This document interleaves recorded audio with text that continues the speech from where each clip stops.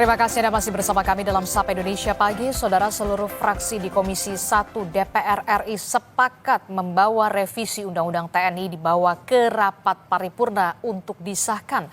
Langkah ini dilakukan di tengah panasnya penolakan dari publik terhadap revisi Undang-Undang TNI.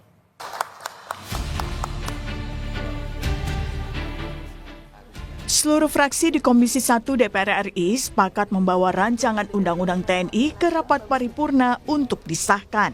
Kesepakatan ini diambil dalam rapat pleno rancangan Undang-Undang TNI antara Komisi 1 DPR RI dan pemerintah. Sekali lagi kami minta persetujuan yang terhormat Bapak Ibu anggota Komisi 1 DPR RI dan pemerintah.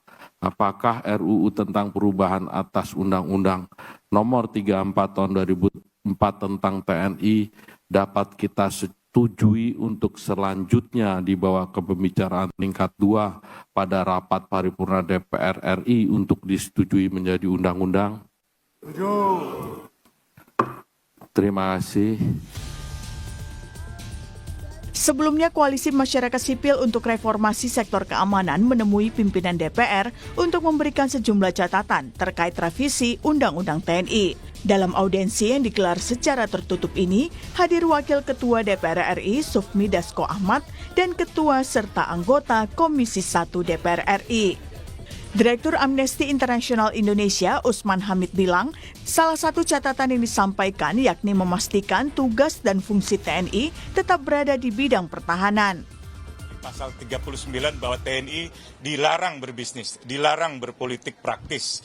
Juga pasal 47 tadi Pak Anton Soekartono menegaskan kembali harus mengundurkan diri atau pensiun dini untuk jabatan-jabatan sipil yang tidak dikecualikan di dalam undang-undang.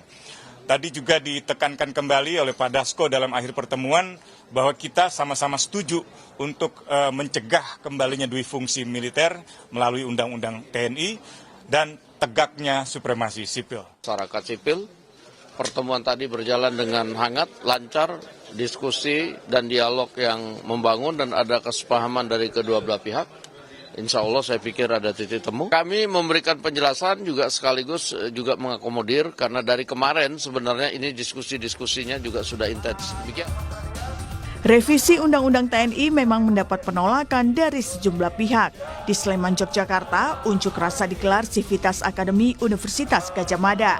Demo mendesak DPR menghentikan pembahasan revisi Undang-Undang TNI karena khawatir mengembalikan praktik dui fungsi TNI yang bertentangan dengan semangat reformasi. Tolak revisi UU TNI, ya, terus kemudian yang kedua adalah kembalikan fungsi TNI, ya, kembali tidak menjadi sipil, terus kemudian yang ketiga adalah reformasi sendiri di tubuh TNI. Jika ini memang di TNI sendiri merasa bisa mengurus yang lain, itu kita tolak, itu urusi saja TNI sendiri.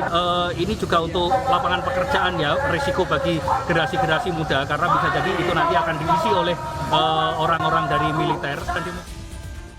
Revisi Undang-Undang Nomor 34 Tahun 2004 tentang TNI akan dibawa ke paripurna DPR RI pada 20 Maret 2025. Ada 3 poin besar dalam revisi undang-undang ini, yakni terkait usia pensiun, penempatan prajurit TNI aktif di jabatan sipil, dan pengerahan kekuatan TNI. Tim Liputan, Kompas TV.